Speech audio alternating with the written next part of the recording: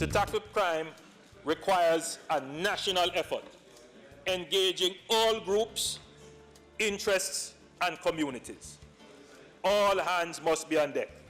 And so government has moved to streamline these efforts with the passage of the Law Reform, Zones of Special Operations, Special Security, and Community Development Measures Act 2017. The law seeks to cauterize crime, promote community development through social intervention programs, all while respecting the human rights and fundamental freedoms of citizens. Here's how it works. The Act allows the Prime Minister, acting on the advice of the National Security Council, to declare any high crime area of the island a zone for special security operations and community development measures. The National Security Council comprises the Prime Minister, the Ministers of National Security, Justice, Finance, and Foreign Affairs and Foreign Trade, as well as the Attorney General. The Chief of Defense Staff, the Commissioner of Police, the National Security Advisor, and a member of the opposition are also part of the Council.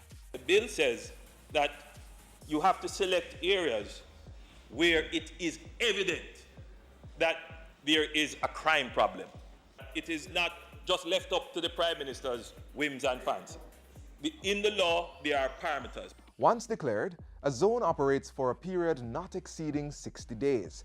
But the Prime Minister, on the advice of the Security Council, may seek an extension of another 60 days from the House of Representatives. 14 days after the declaration of a zone and each extension, the Prime Minister will make a statement to Parliament. And the head of government in council may at any time make an order revoking a zone. Once a zone of special operation is in effect, a joint command will be established with a major of the Jamaica Defense Force and a superintendent of police of the Jamaica Constabulary Force. There's a requirement in the law for them to have received human rights training. There's a requirement for the teams working in the zone, the joint force, to receive that kind of training. A cadre of officers will also receive human rights, use of force, and community building training to carry out duties in the zone. Every zone will have an accountability framework, reporting daily to the National Security Council and submitting a written report every 10 days. If for any reason things were to go opposite to what we expect, we would immediately be able to rein in, call it off, shut it down, take corrective actions. Cordon and search operations by the security forces can last no more than a day, and curfews should not exceed 3 days. When searches of homes or vehicles are being conducted, the owner, occupier, or person in possession must be able to observe the process. In addition, only female security officers may search a female citizen. No tool of lawful trade can be seized, and if items are seized, the owner or person in possession must be given a receipt. And in the case of detention, only the person in charge of the zone can give such orders. After being satisfied, there are reasonable grounds to do so. The philosophy of the Act is clear that this is not targeting a community, it's targeting criminals who are holding communities to ransom. If detained or arrested, the person must be told the reason for the detention and arrest. He or she must be brought before a justice of the peace who will determine whether or not there is reasonable grounds for the arrest or detention. If the JP disagrees, the man must be released. If the JP agrees, within 24 hours, that person must be taken before a parish judge so that the parish judge can decide whether or not to grant bail or to release that person. A mobile justice unit will also be stationed in the zone to ensure that persons' rights and freedoms are guaranteed.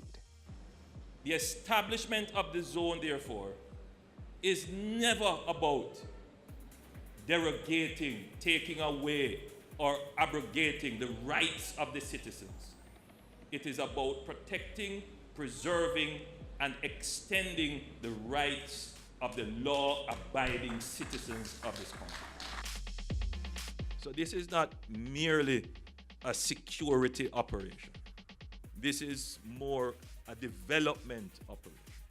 This government believes that the citizen must come first, that the dignity of the citizen must be upheld. Communities ultimately will go back to elevated crime levels if we do not restore community leadership and organization, provide basic needs, improve infrastructure, and provide education and training and attachment for the young people.